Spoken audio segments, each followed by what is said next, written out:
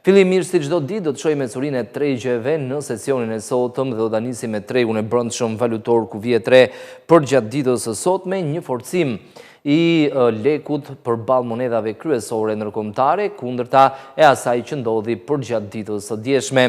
Dollari në tregje ndërkombëtare vijon dobësimin dhe përjedhoi ka vijuar rënjen edhe në tregun e brendshëm në raport me lekun, duke prekur njëkohësisht nivelet më të ulta disa vjeçare. Dollari blihet me 86.8 dhe shitet me 88.5 lekë, ndërkohë vetëm 2 javë më parë kuotoi mbi nivelin 94 lekëve si në blerje, ashtu edhe në shitje. Pra, në harkun e 2 javëve ka humbur thuajse 6 pikë plota apo 6 lekë në këmbimin me monedhën tonë. Euro ka rënë lehtë vetëm në blerje në mëngjesin e sotëm, sipas Iliria 98, pas fitimeve që realizoi ditën e djeshme. Në mënyrë të tërthort, monedha europiane është rritur në tregun e brendshëm, ka fituar disa pikë në raport me lekun për shkak të një rritje të konsiderueshme përballë dollarit amerikan në tregje ndërkombëtare. Në tregun e brendshëm ndërkohë, euro blihet me 99 dhe shitet me 99.8 lekë. Edhe franga zvicerane ka një tendencë në rënje në mëngjesin e sotëm në raport me monedhën tonë. Franga blihet me 106.2 dhe shitet me 107.4 lekë. Paundi britanik ka të njëjtën panoram, blihet me 115.2 dhe shitet me 116.7 lekë. Ndërkohë në ecurinë e dollarit kanadez, edhe kjo monedhë është në rënje. Përballë monedhës sonë blihet me 62.2 dhe shitet me 64.3 lekë. Dollari australian blihet me 54.8 dhe shitet me 56.3 lekë. Jeni japonez është i pandryshuar në mëngjesin e sotëm, pavarësisht se përballë dollarit në tregje ndërkombëtare është rritur ndjeshëm, ka prekur nivelin të lartë në thuajse 3 vitet e fundit. Ndërsa në tregun e brendshëm jeni blihet me 0.6 dhe shitet me 0.63 lekë. Lira turke është gjithashtu në rënje, blihet me 2.21, shitet me 2.32 lekë. Denari Maqedonas blihet me 1.55 dhe shitet me 1.62 lekë në rënje të lehtë vetëm në blerje. Ndërkohë rubla ruse blihet me 0.8, shitet me 1.01 lekë. Gjithashtu edhe kjo monedhë ka humbur disa qindarka në raport me lekun dhe së fundmi juani kinez blihet me 10.8 dhe 1 dhe shitet me 12 lekë në mëngjesin e sotëm, sipas agjencisë së këmbimit valutor Iliria 98. Pra përgjithsisht vjet re forcimi i lekut në mëngjesin e sotëm përballë monedhave kryesore ndërkombëtare. Do të shohim tani edhe ecurinë e tregjeve ndërkombëtare, ta nisim me tregun monetar, ku sërish në sesionin e sotëm euro është rikthyer fitimeve të konsiderueshme përballë dollarit amerikan.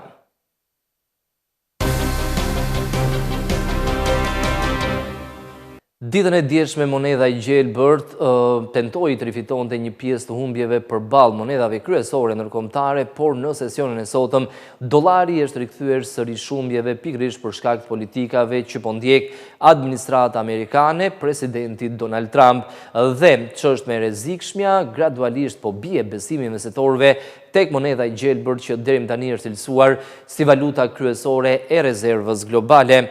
Përsa i përket vendosjes tarifave, i mesetorët, por njëkohësisht edhe zyrtar të ndryshëm në Shtetet e Bashkuara, vjojnë të paralajmërojnë, vjojnë të shprehin shqetësimet se vendosja e tarifave do të dëmtojë ekonominë më të madhe në botë, por megjithatë, Donald Trump, shtëpia e bardhë, po vjojnë me planin e tyre.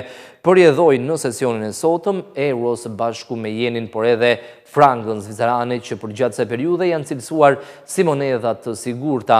Jeni dhe franga tradicionalisht së bashku me dollarin kanë qenë monedha të sigurta në periudha trazirash, por gradualisht duket se euro po zvendëson dollarin amerikan, sepse në qendër të vëmendjes, në qendër të stuisë është pikërisht monedha e gjelbërt.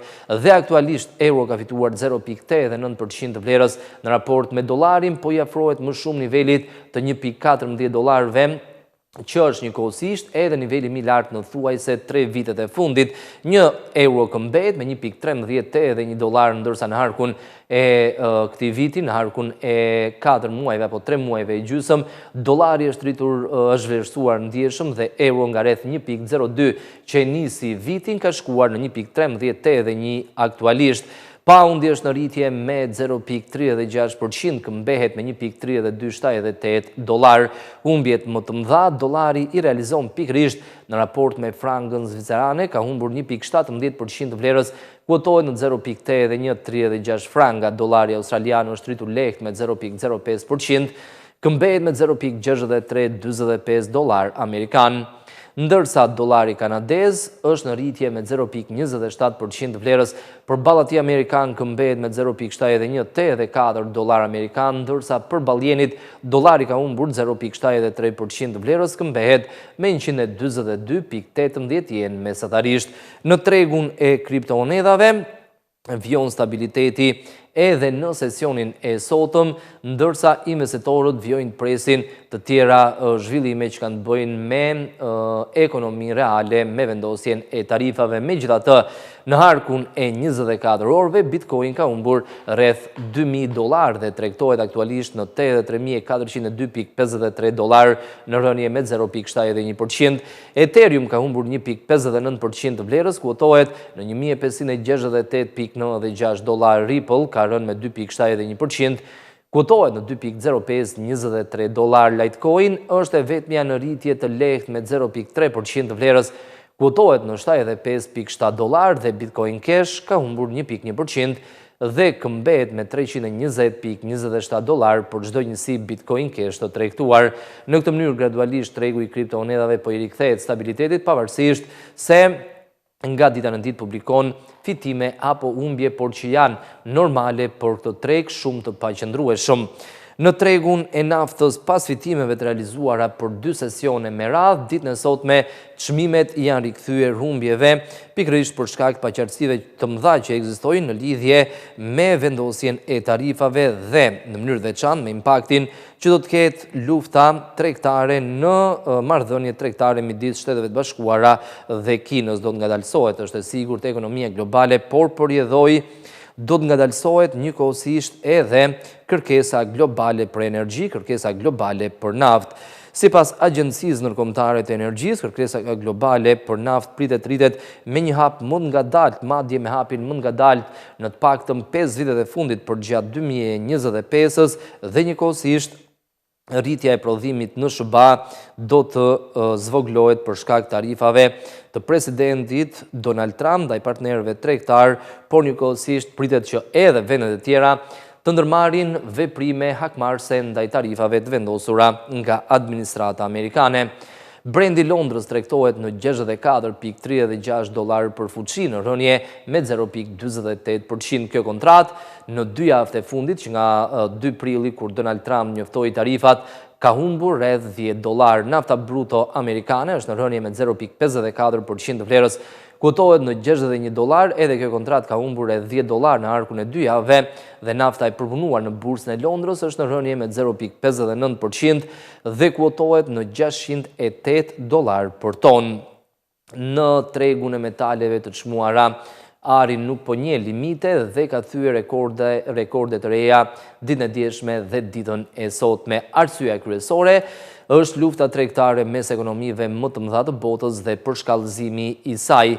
Përjedhoi vetëm në sesionin e sotëm, ari ka fituar 2,23% vlerës, duke thyer një tjetër limit, 3.300 dolar-shin, nivel i cilësuar si psikologjik nga ana e investitorëve. 2 javë më parë, përpara datës 2 prill, kur Donald Trump njoftoi tarifat, analistët parashikonin, madje institucionet më të mëdha financiare parashikonin që ari do të shkonte në 3.300 dolar deri në fund të këtij viti. Por këto objektiv, metali verdh e ka realizuar në vetëm 2 javë. Tregtohet në 3.312.5 dolar për onzë, në rritje me 2,23%. Argjendi gjithashtu është rritur ndjeshëm me 1,74% vlerës, kuotohet në 32,86 dolar për onzë, ndërsa platini po qëndron në rënje të lehtë me 0,12%, kuotohet në 968,7 dolar për onzë. Platini në mënyrë të veçantë ka nënperformuar krahasuar me ecurinë e çmimit të arit, por në një farmase edhe të argjendit. Do të shohim njëkohësisht edhe ecurinë e tregut aksioneve. Bursat europiane po qëndrojnë në rënje sepse tashmë ka më tepër qartësi në lidhje me efektet që po japin tarifat në mënyrë të veçantë, tarifat reciproke mes Shteteve të Bashkuara dhe Kinës. Ditën e djeshme, duke përshkallëzuar më tej tensionet tregtare mes dy ekonomive më të mëdha në botë, kompania më e madhe në glob e prodhimit të çipave, Nvidia, deklaroi se do të merrte një goditje ose do të tarifojë shtesë pikërisht nga këto tarifa $5.5 miliard, pasi qeveria amerikane ka kufizuar eksportet e mikroçipeve të inteligjencës artificiale të quajtur H2O, të cilët prodhohen pikërisht në Kinë, dhe vendosja e tarifave vetëm Nvidias do t'i kushtoj plot koston tarifa plot $5.5 miliard. Ndërkohë, investitorët vijojnë të jenë në pritje të dhënave të tjera që kanë të bëjnë me tregun, ndërkohë dhënat e inflacionit kanë treguar se në muajin mars ai preku nivelin e 2.6% në Mbretërinë e Bashkuar, ndërkohë analistët parashikonin një nivel në 2.7%.